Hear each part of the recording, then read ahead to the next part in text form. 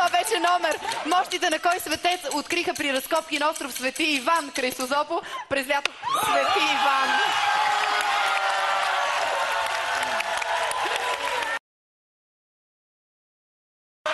Карай! Учител! С кое име бяха популярни в миналото магазините, в които се пазаруваше с валута?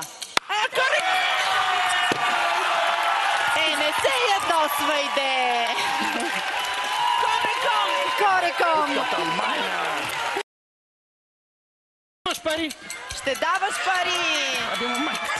До навършването на каква възраст може да се извърши кръщението на един православен християнин? До каква възраст може да се кръсти един християнин?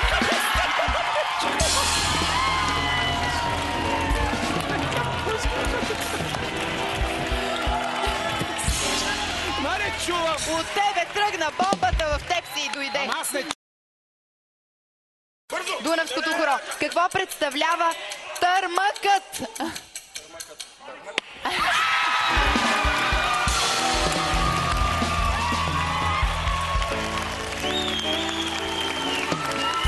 Юлияне,